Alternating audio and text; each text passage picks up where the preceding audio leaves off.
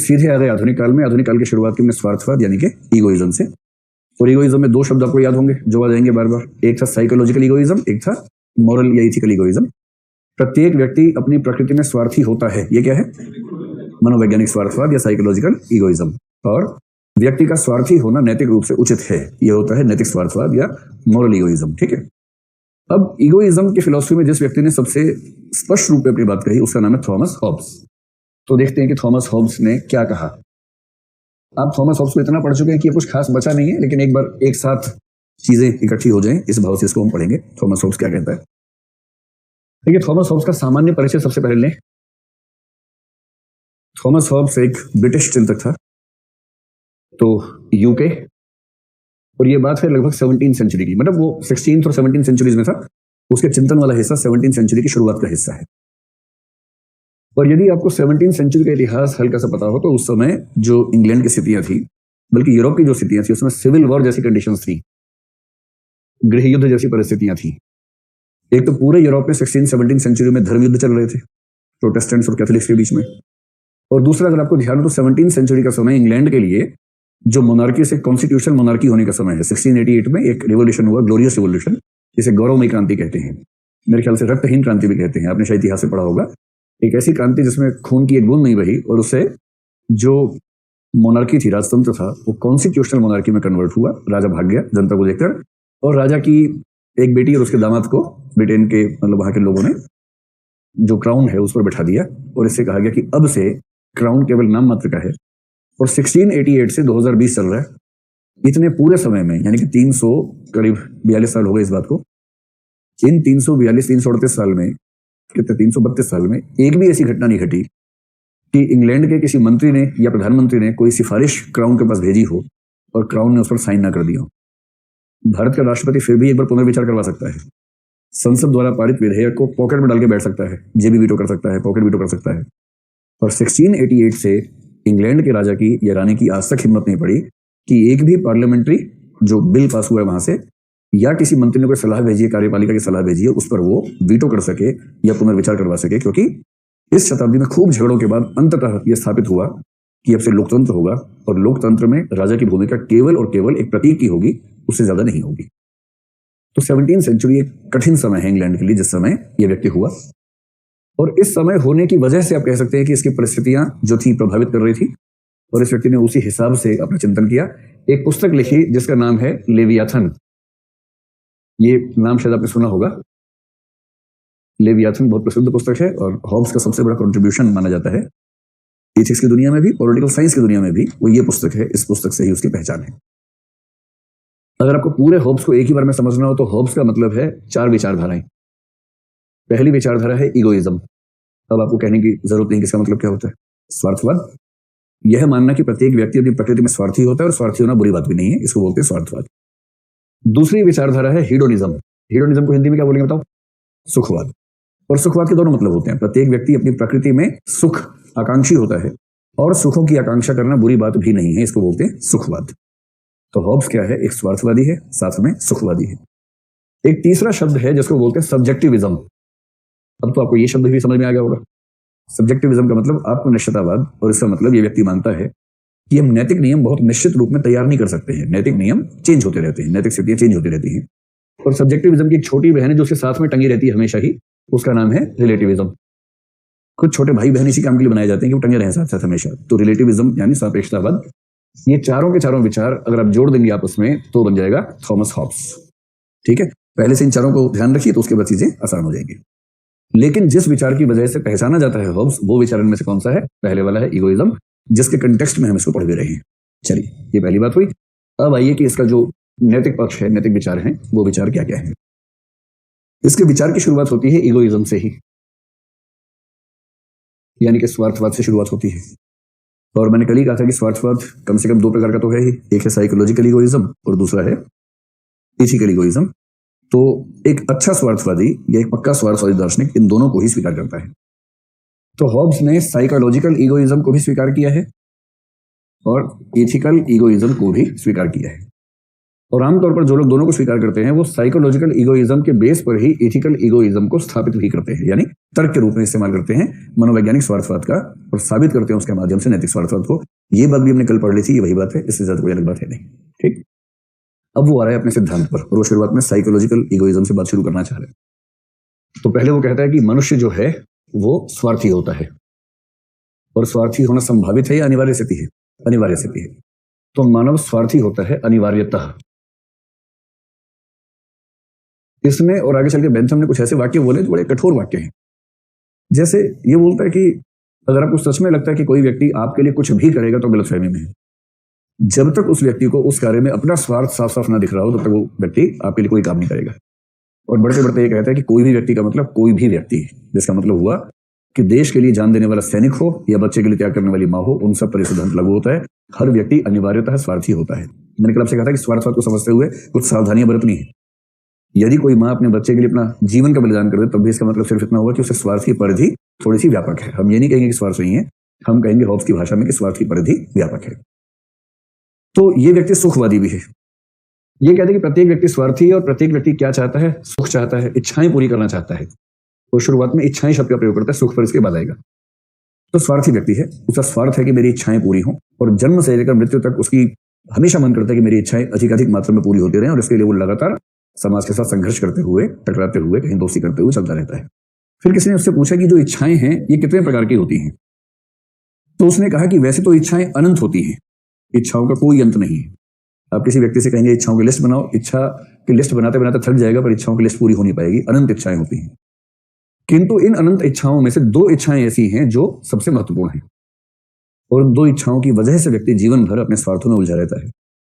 वो कौन कौन सी इच्छाएं हैं? एक इच्छा का नाम है जिसको बोलते हैं जीने की इच्छा या जीवन इच्छा। यह सिद्धांत साइकोलॉजी में खूब चलता है कि जीवन इच्छा सबसे प्रबल इच्छा है कि हम जीवित रहें। अब इसने कह तो दिया कि एक तो जीवन इच्छा है, जीवित रहने की इच्छा है, जिजीविषा है। अब दूसरी इच्छा एक बताना इतना आसान था नहीं, तो उसने क्या कहा? दूसरी इच्छा है अधिक से अधिक सुख प्राप्त करने की इच्छा। अब ये एक इच्छा है या सारी इच्छाएं मिला दी इसमें? अधिकाधिक सुख प्राप्त करने की इच्छा है, दूसरी इच्छा ये है। तो पहली इच्छा है जीवन इच्छा, यानी मेरा जीवन चलता रहे, लंबा हो, बेहतर हो, वो इच्छा। और दूसरी बात कहता है अधिक से अधिक सुख प्राप्त करने की इच्छा, ये इच्छा है। फिर ये कहते हैं कि बाकी सभी चीजें जो हैं, कोई नैतिक चीज हो, भौतिक चीज हो, वो सब की सब हमें सुख या इच्छाएं पूरी करने के साधन है। शेष सब कुछ साधन मात्र है। शेष सब कुछ साधन है। जैसे क्या क्या साधन है? हमारे जीवन में दो तरह के साधन यहां पर सोचे जा सकते हैं। एक हो सकते हैं भौतिक साधन, एक हो सकते हैं मानसिक या भावनात्मक चीजें। जितनी भौतिक वस्तुएं आप जीवन में सोचते हैं कि आपके पास होनी चाहिए या हैं भी, वो अपने आप में किसी महत्व की नहीं है। वो केवल और केवल साधन है, क्योंकि उससे हमारे स्वार्थ, और स्वार्थों में से एक स्वार्थ क्या है? सुख प्राप्त करने का स्वार्थ, सुख प्राप्त करने की इच्छा पूरी होती है। तो भौतिक जितनी वस्तुएं हैं वो केवल और केवल हमें सुख और इच्छा पूर्ति के साधन मात्र है, उससे ज्यादा कुछ नहीं है। ये तो सामान्य बात है। वो दूसरी बात कह रहे हैं कि मानसिक या भावनात्मक जीवन में भी जो कुछ है आपके पास, जैसे प्रेम। अगर कोई कहे कि मैं किसी से प्रेम करता हूं, मैं उसके लिए जान दे सकता हूं, मैं उसके लिए तारे तोड़ के ला सकता हूं, मैं उसके लिए कुछ भी तोड़ के ला सकता हूं, मतलब सूर्य ला सकता हूं, चंद्रमा ला सकता हूं, कितनी खुशी है, चंद्रमा ला सकता हूं, तारे ला सकता हूं, है ना। अगर कोई ऐसा कहे तो ये भी बेसिकली वो अपने स्वार्थ में कह रहा है, क्योंकि उसको उस क्षण विशेष में ऐसा लगता है कि इसकी खुशी के लिए, क्योंकि इसकी खुशी मेरी खुशी का साधन है, इसकी उस खुशी के लिए मैं कुछ भी करूंगा तो अंततः मुझे इतनी खुशी हासिल हो जाएगी, इस खुशी का कोई छोर नहीं है। इसलिए प्रेम क्या है? प्रेम भी एक साधन मात्र है। परोपकार क्या है? परोपकार भी एक साधन मात्र है, क्योंकि जीवन में कई बिंदुओं पर हमें किसी की मदद करने में जो सुख मिलता है वो सुख अपना काम करने में नहीं मिलता है। तो दूसरों की मदद करना, परोपकार करना भी एक साधन मात्र है, और वो साधन मानसिक साधन है हमारी इच्छाएं और हमारे सुखों को आगे बढ़ाने का। अब जब प्रेम, परोपकार ये सब साधन है, तो उसके बाद क्या बचता है? त्याग भी साधन है, ज्ञान भी साधन है, सद्गुण भी साधन है। ये सारी की सारी चीजें केवल और केवल हमारे स्वार्थों और हमारी इच्छा की पूर्तियों के साधन मात्र है, इससे ज्यादा इसमें कुछ नहीं। अब सवाल है कि मनोवैज्ञानिक स्वार्थवाद तो स्पष्ट हो गया कि मानव स्वार्थी है, मानव का जीवन ऐसा होता है, मानव ये चाहता है, ये उसकी मूल प्रकृति है, आदि आदि आदि। अगली बात है कि इथिकल इगोइज्म जो है, नैतिक स्वार्थवाद, इसे जस्टिफाई कैसे करेंगे? और नैतिक स्वार्थवाद के दो मतलब है। पहले इसका मतलब बताइए, फिर तर्क बताइए। इसका मतलब क्या है? इसका मतलब है कि स्वार्थी होना नैतिक है।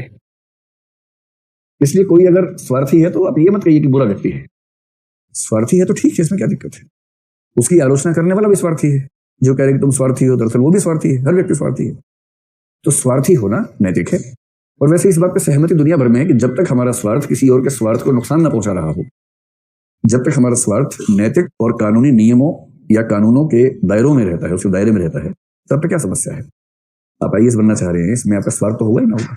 अब वो स्वार्थ आर्थिक है या राजनीतिक है, ताकत हासिल करना है, सम्मान हासिल करना है, पेरेंट्स का नाम रोशन करना है, अपने जिले का कुछ कल्याण कर देना है, अपने जिले या राज्य को चमका के उससे संतोष हासिल करना है, कुछ भी हो, अंततः है तो आपका स्वार्थ ही।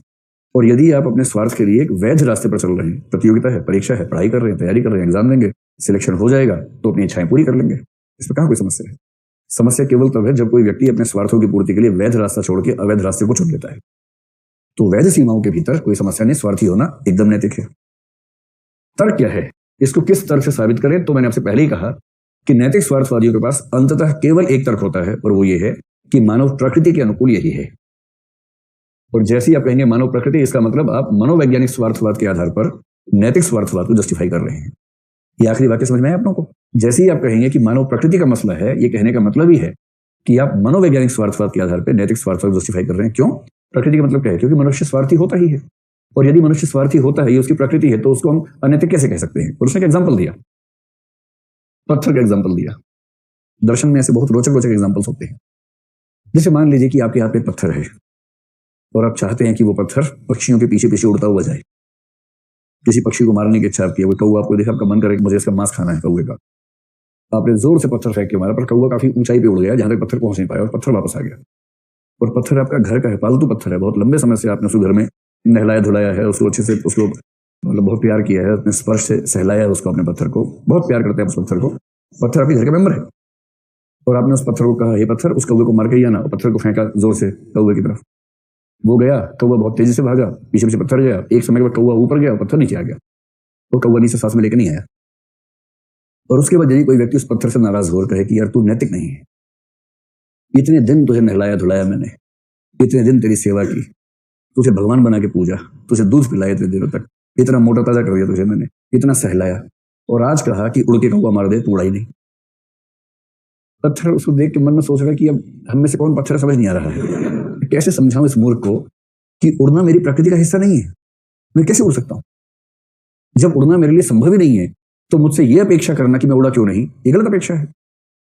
जिस तरह कोई पत्थर हवा में उड़ नहीं सकता, वैसे कोई मनुष्य निस्वार्थी नहीं हो सकता। पत्थर का नहीं उड़ पाना उतना ही स्वाभाविक है जितना स्वाभाविक है मनुष्य का स्वार्थी होना।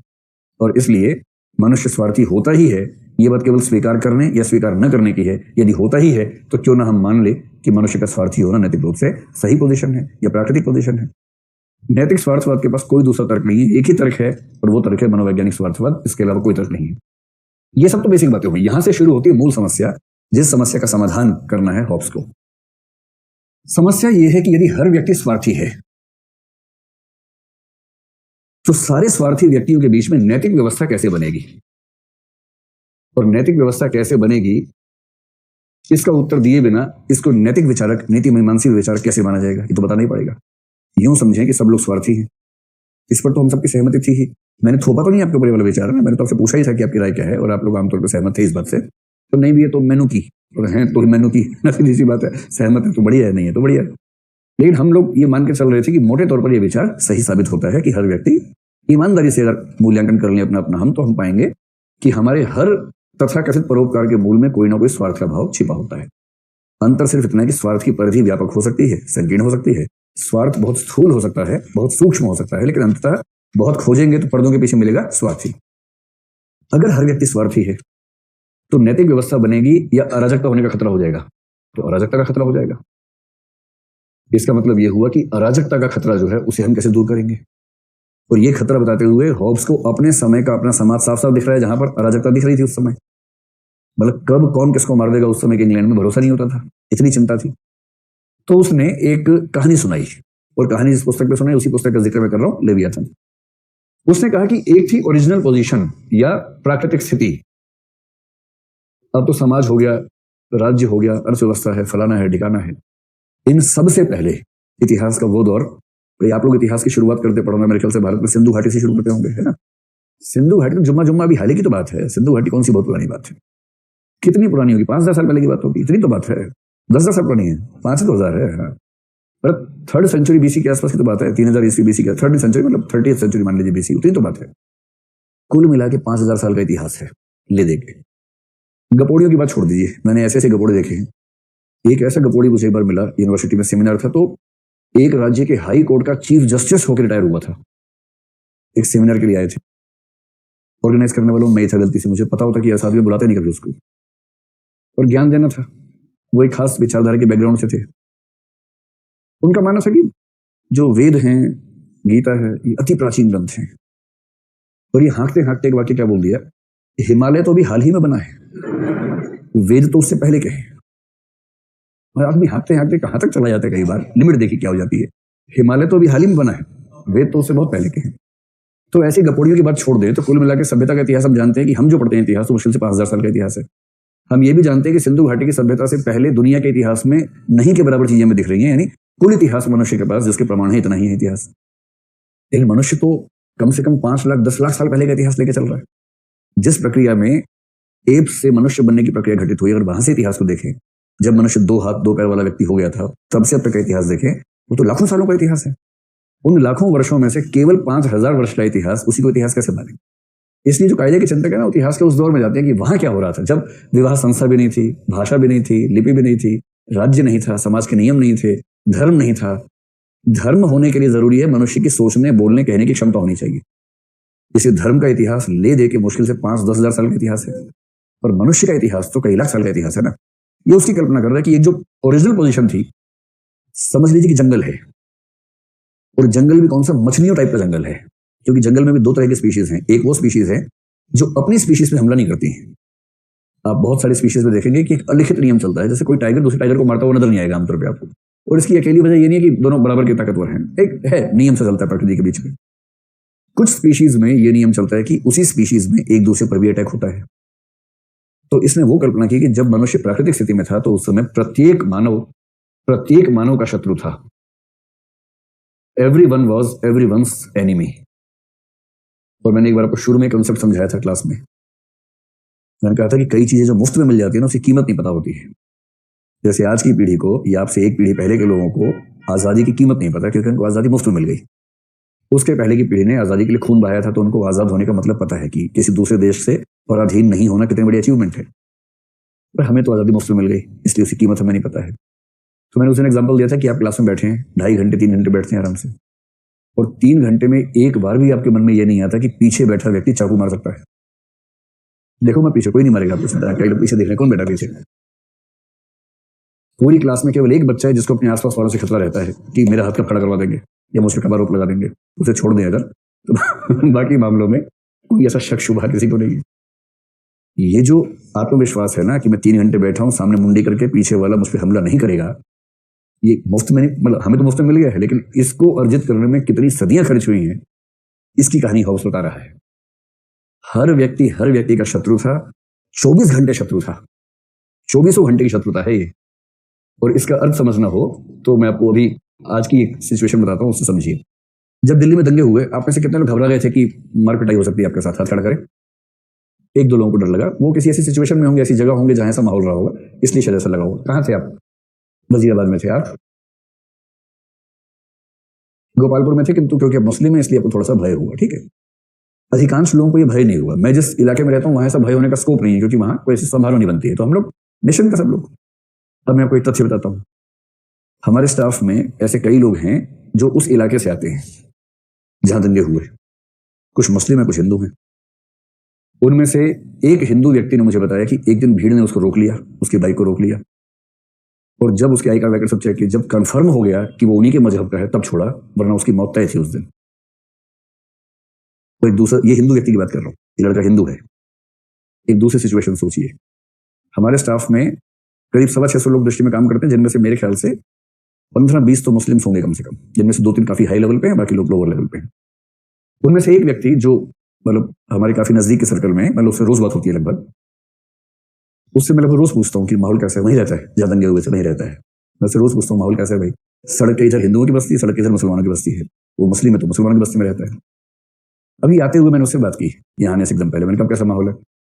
उसने कहा सर माहौल ठीक है, बस खौफ है हमारे इलाके में। मैंने कहा अच्छा तो खौफ है तो फिर आप कैसे मैनेज करते हो? तो उसने कहा कि सर मोहल्ले में हर गली में सब लोगों के बीच में समझौता है, तो हर समय गली में 4 या 5 पुरुष रात भर जागते हैं, पहरा देते हैं। तो मैंने तुम्हारी क्या ड्यूटी है? बोला सर सप्ताह में 3 दिन रात को 12 से सुबह 6 तक मेरी ड्यूटी होती है, और हम 5 लोग होते हैं, हम पांचों गली में घूमते रहते हैं, आग सेंकते रहते हैं, बात करते ताकि सो ना जाए, और सुबह 6 बजे जब सुबह होती है अगले 5 को उठाने के बाद फिर हम सो जाते हैं। और ये पिछले 10-15 दिन चल रहा है। मेरा अनुमान है कुछ हिंदू मोहल्लों में भी ये चल रहा होगा। मैं ये नहीं कह रहा कि केवल यहाँ दिक्कत हो रही है, दिक्कत वहां भी हो रही होगी, लेकिन ऐसा स्वाभाविक है कि माइनॉरिटीज को ये खतरा ज्यादा रहता है किसी भी जगह पर। उनसे पूछिए ओरिजिनल पोजीशन क्या होती है जब आपको रोज रात को सोते समय लगे कि सुबह होगी या नहीं होगी। कहीं रात को अचानक जोर से आवाज आए, हमारे घर के बाहर मिट्टी का तेल फेंक दिया जाए और आग लगा दी जाए, और हम घर से निकल ना पाए क्योंकि घर के बाहर लोगों ने कुंडे लगा दिए, ताला लगा दिया है, और जहां जहां से निकलने के रास्ते वहां लोग पेट्रोल बम हाथ में लेके खड़े हुए हैं। अगर आपको सोने के समय ये खतरा लगे कि सुबह तक ऐसा हो सकता है, फिर नींद आएगी या नींद उड़ जाएगी? उसके बाद फिर नींद नहीं आती है। इसलिए अगर हम लोग रात को 10, 11, 12 जब भी शेड्यूल हमारा है सोते हैं, आराम से 6-7 घंटे सो के उठते हैं बिना इस तनाव के कि जिंदा उठेंगे या नहीं। ये यूं ही नहीं हो गया है, सदियों का इतिहास है इसके पीछे। और ऐसी स्थिति में, जिस स्थिति में हर व्यक्ति का 24 घंटे शत्रु था, क्या उस स्थिति में किसी भी प्रकार की शांति, व्यवस्था, सुख, डेवलपमेंट, प्रगति कुछ होने की संभावना थी? सब शून्य था उस समय, सब शून्य था। सवाल है कि स्वार्थी व्यक्ति नैतिक व्यवस्था कैसे मानेगा, राज्य के नियम कैसे मानेगा, समाज के नियम क्यों मानेगा, नैतिक नियम क्यों फॉलो करेगा? और इसका जवाब उसने कहा क्योंकि इसमें भी उसका स्वार्थ है। और वो कैसे स्वार्थ है कि जब मनुष्य थक गए इस ओरिजिनल पोजीशन से, उनको लगने लगा यार तो अजीब हद है, 24 घंटे चौकन्ना रहना पड़ता है। एक आदमी ने जंगल जाके शिकार किया हिरण का, पूरा हिरण उठा के लाया, अपने परिवार से कह रहा कि मजा आ गया, हिरण खाएंगे आराम से। परिवार ने हिरण खाया, आधा खा पाए, बहुत बड़ा हिरण था, कि सो गए कि सुबह खाएंगे। और पड़ोस के 4-5 परिवार ताक में थे कि ये सो एक बार। जैसे वो सोया, दूसरे परिवार ने आधा हिरण और 5 आदमी खाए। उसकी नजर केवल हिरण पे नहीं थी, उन 5 पे भी थी जो हिरण खा रहे थे। तो आप सोचिए कि आप दिन में अचीवमेंट करके आए कि हिरण मार के लाए, और रात को खतरा है कि दूसरे दिन आपको ही ना खाया जा रहा हो। ऐसी स्थिति में कौन कितना सहज होकर रहेगा? और इसलिए लोग परेशान हो गए, और लोगों ने क्या किया, एक समझौता किया जिसको बोलते हैं सोशल कॉन्ट्रैक्ट, सामाजिक समझौता। पश्चिम की दुनिया में 3 चिंतकों ने अलग अलग तरीके से इस सिद्धांत की व्याख्या की, जिनमें से एक है हॉब्स, एक है लॉक, एक है रूसो। तीनों के सिद्धांत अलग अलग है, लेकिन तीनों का एक सिद्धांत कॉमन है कि तीनों मानते हैं कि सामाजिक समझौते से राज्य पैदा हुआ। तो जैसे आप प्लेटो से पूछेंगे, रस्सू से पूछेंगे, या मनु से पूछेंगे, या कौटिल्य से पूछेंगे राज्य कैसे पैदा हुआ, तो राज्य ईश्वर की कृति है। वो ये नहीं मानते कि राज्य मनुष्यों के समझौते से बना है। ये लोग मानते हैं कि राज्य मनुष्यों के समझौते से बना है। इसको बोलते हैं सोशल कॉन्ट्रैक्ट, जिसका मतलब सब लोग साथ साथ बैठे कि भैया देखो ठीक नहीं लग रहा है, और बैठे भी कैसे होंगे कि भैया ठीक नहीं लग रहा, भैया ठीक नहीं लग रहा है। उनको डर लग रहा नहीं इसी समय कोई ना मार दे कहीं, तो किसी तरह से बैठ गए, कुछ समय के लिए पत्थर बाहर छोड़ के खाली आता हो, यहाँ पर यहाँ बैठो और बात करो, नाखून काट के सब लोग आराम से बैठ के बात करो। नेल कटर तो आज की बात है, उस समय तो नाखून कैसे कैसे रहते होंगे पता ना, उसी से फाड़ दिया किसी का पेट नाखून से। तो सबने मिलकर तय किया कि देखो चल नहीं पाएगा। और ये समझौता एक बार में नहीं हुआ होगा। अमेरिका और तालिबान का समझौता 4 दिन पहले हुआ और 3.5 दिन पहले टूट गया। ऐसे कितने समझौते हुए होंगे? भाई समझौता वो सबने मान लिया, फिर किसी को लगा मैं तो फायदे में नहीं आया, उसके बाद में समझौता, उसे शुरू किया कार्यक्रम। उसके बाद करते करते धीरे धीरे समझौता हुआ, और समझौते में ये हुआ कि देखो सबको शांति से जीना है तो एक काम करते हैं, सब अपनी अपनी शक्ति सौंप दो एक तंत्र को, एक सिस्टम को, और सब इस बात पर सहमत हो जाए कि जो तंत्र के नियम होंगे, तंत्र के जो कानून होंगे, उन सब कानूनों का हम पालन करेंगे, और तंत्र को यह अधिकार होगा कि वो हमें दंड दे सके यदि हम उसका पालन नहीं करते हैं। तो सिंपल सी बात है, छोटे छोटे गुंडों को मैनेज करने के लिए सबसे बड़ा गुंडा चाहिए, और वर्दी वाला गुंडा चाहिए। राज्य क्या है? सबसे बड़ा वर्दी वाला गुंडा है, जो छोटी गुंडागर्दियों को समाप्त करके अपनी गुंडागर्दी चलाता है, और अपनी गुंडागर्दी संविधान के दायरे में चलाता है, मूल अधिकार देकर चलाता है, सारा सिस्टम बनाकर चलाता है। और ये जो तंत्र है, इसी तंत्र का नाम उसने कहा लेवायथन या लेवियाथन। लेवायथन एक ऐसा पशु है, एक ऐसा बड़ा यंत्र है, पशु जैसा बड़ा सा यंत्र है, जो सारे मनुष्यों की शक्ति लेके बहुत ताकतवर हो गया है। वो राज्य है। और उसके बाद से राज्य के कानून सबने मानना शुरू किया, और उसने स्पष्ट कहा सबने अपनी शक्तियां छोड़ दी, इसलिए नहीं कि मनुष्य नैतिक होता है, इसलिए छोड़ दी क्योंकि मनुष्य के स्वार्थ में ही नहीं था कि वो अपनी शक्तियां छोड़ के राज्य को ताकत देगा, राज्य के नियम मानेगा, तो ही जीवित रह सकेगा, तो ही विकास कर सकेगा। इसलिए स्वार्थ वृत्ति की वजह से ही उसने ऐसा किया, इसमें कोई दूसरी महानता वाली बात नहीं थी। तो ये उसका मूल सिद्धांत है भाई, इतनी सी बात है, बस समझ में आई बात आप लोगों को। अब इसमें अच्छी बातें क्या है, बुरी बातें क्या है, एक आध तारीफ एक आध आलोचना आपको हर सिद्धांत की पता होनी चाहिए। इसकी तारीफ तो यही है कि ऐसा लगता है कि मनुष्य के मनोविज्ञान के बहुत नजदीक है। हमें लगता है कि यह सिद्धांत काफी नजदीक है सच के। ये तो किसी को नहीं पता कि सामाजिक समझौता हुआ था कि नहीं हुआ था तो कैसे हुआ था, लेकिन प्रतीत होता है कि यह मनुष्य के मनोविज्ञान के नजदीक है। तो गुणों में कहिए मनोविज्ञान के नजदीक, क्योंकि मनुष्य सच में स्वार्थी है ऐसा सोचने पर महसूस किया जा सकता है। इसका दोष यही है कि यह मनुष्य को बहुत छोटा और मतलब ऐसा संकीर्ण प्राणी बना देता है कि उस पर गरिमा का भाव खत्म हो जाता है, मानवीय गरिमा समाप्त हो जाती है।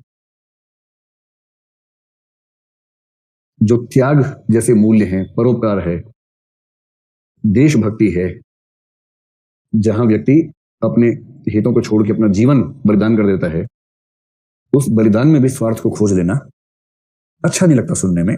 इस रूप में यह जो विचार है ये मनुष्य की गरिमा के साथ अन्याय करने वाला विचार है। ये एकमात्र बात इस बारे में कही जा सकती है।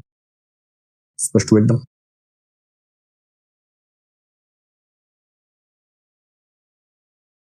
आप लोग कुछ पढ़ना चाह रहे हैं जो पढ़ नहीं पा रहे। ये लिखा है मानवीय गरिमा, बड़े की बात नहीं है, साफ लिखने की बात है। हैंड राइटिंग खराब है, आप कई बार हम समझ नहीं पाते दिक्कत क्या है। दिक्कत छोटे बड़े में नहीं है, दिक्कत हैंड राइटिंग में है। ये है मानवीय गरिमा, ये है त्याग, परोपकार, देशभक्ति, ये है बलिदान, ये है एरो, ये है ब्रैकेट जो बंद हुई है। ठीक है, स्वार्थवाद खत्म होता ही अगली विचारधारा का नाम है सुखवाद। कोई एक विचारक ऐसा नहीं है कि उसपे हम अलग से बात इसमें करेंगे, क्योंकि हमने सब पे बात कर ली है, कुछ पे बात करने वाले हैं। लेकिन सुखवाद का जो बेसिक अंडरस्टैंडिंग है वो यहां पर लेके फिर आगे बढ़ेंगे। तो जल्दी से बताइए सुखवाद को अंग्रेजी में क्या बोलते हैं? हिडोनिज्म। ठीक, तो सुखवाद के बारे में सबसे पहली बात की ये क्या होता है। ठीक, जबरदस्ती की बात करनी तो इसके अच्छा प्रकार बाद में देखेंगे, पहले